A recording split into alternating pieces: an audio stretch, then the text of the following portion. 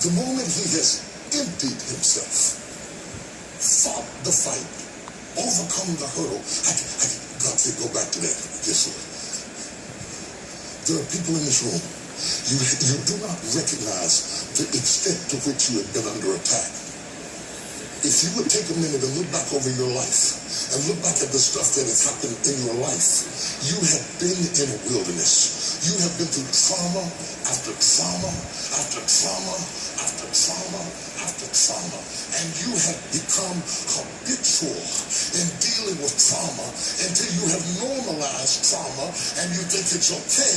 But the stuff you have been through is tough enough. You should have lost your mind. You should have went crazy. You should have had a nervous breakdown. You should have thrown in the towel. You should have blown your brains out. You could have committed suicide.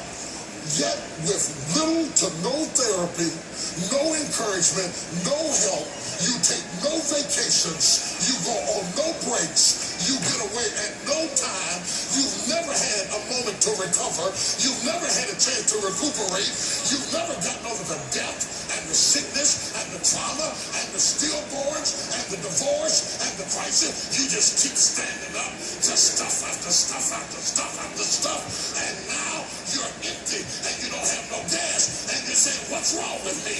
And you're ashamed to admit to anybody that you're tired because you're everybody's hero.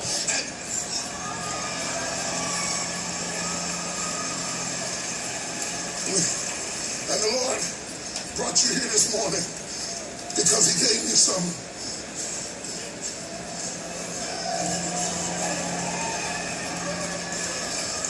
something to tell you. He gave me something to tell you.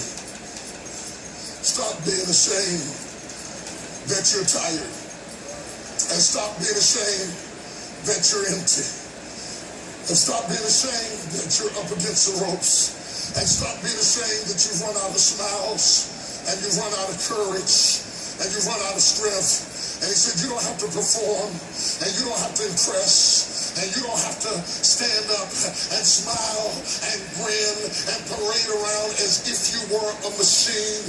You have been punched and kicked and stabbed and rolled over. You've lost loved ones. You've gone through afflictions. You've faced crisis, and you have never stopped at any time to receive anything.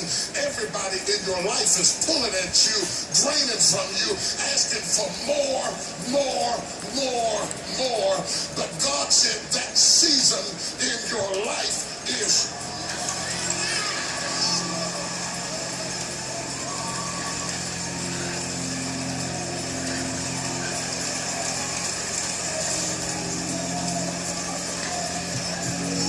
help me tell him, Jesus. Help me tell him, Jesus. Help me tell him, Jesus. Help me tell him, Jesus. God says, stop it. Stop beating on yourself because you can't get no more gas. Stop beating on yourself because you can't stand up like you used to. Stop beating on yourself. Take your boots off and your cape off and all your little Superman stuff off. You've been through enough. Test after test after test after test after test after test. Trial after trial after trial after trial. You've lived your life like you were a robot. Even Jesus came to the point that he was finally emptied out. And the Lord told me to tell you the angels are coming. I don't know. I don't know who I'm preaching to.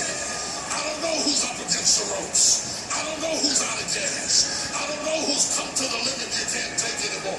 All I know is that all day long God's been talking to me in my house, giving me this word for somebody. The angels are coming. They're coming to get you. They're coming to minister to you. They're coming to strengthen you. They're coming to put back in you. They're not coming to take nothing from you. They're coming to give you something back. And you ought to lift your hand and open your mouth